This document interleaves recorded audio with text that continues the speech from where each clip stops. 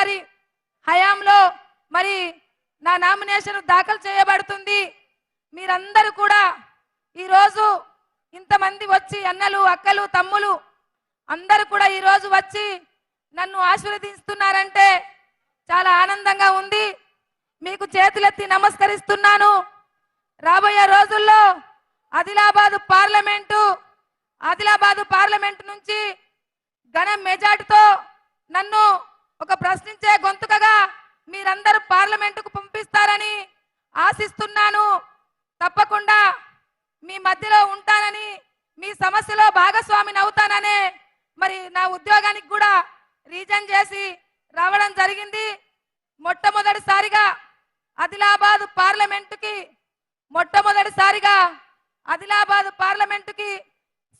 మన స్వతంత్రం వచ్చి 75 సంవత్సరాలు దాటిపోయినా కానీ ఏ పార్టీ కూడా మహిళలను గుర్తించలేదు. కానీ ఈరోజు గౌరవనీయులు శ్రీ రేవంత్ అన్న గారు కాంగ్రెస్ పార్టీ హయాంలో ఒక పేదింటి బిడ్డను, ఒక ఆదివాసీ బిడ్డను, ఒక ఇంద్రమ్మ ఇంట్లో పుట్టినటువంటి బిడ్డను మరి ఈరోజు కాంగ్రెస్ పార్టీ ఆదిలాబాద్ పార్లమెంట్ నుంచి గుర్తించడం చాలా గొప్పతనం అనేది తెలియజేస్తున్నాను. అదే విధంగా ఈరోజు కాంగ్రెస్ పార్టీ ఆదిలాబాద్ నియోజకవర్గం నుంచి మరి గుర్తించడం అనేది మీ అందరి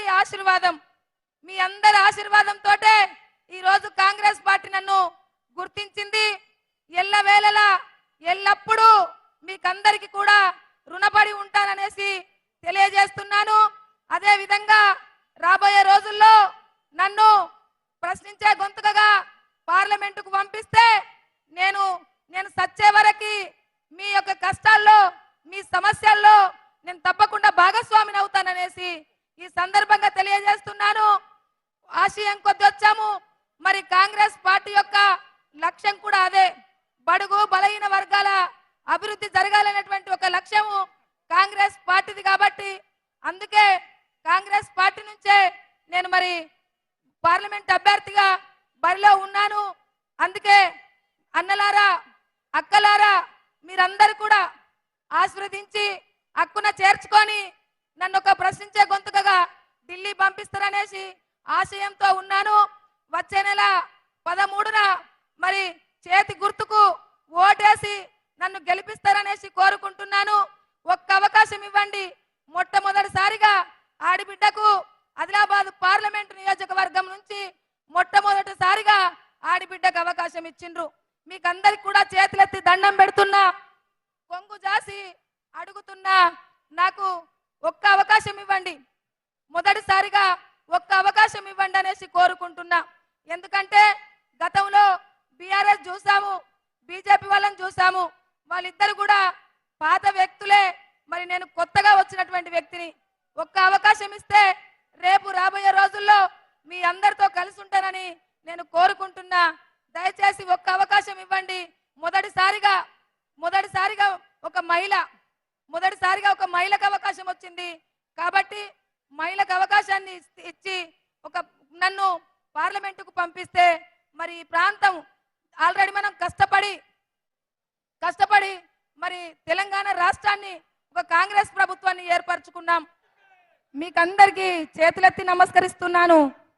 నన్ను ఆశీర్వదించండి, నన్ను హక్కున చేర్చుకోండి. మీ మధ్యలో ఉంటాను, మీ సమస్యలో ఉంటాను.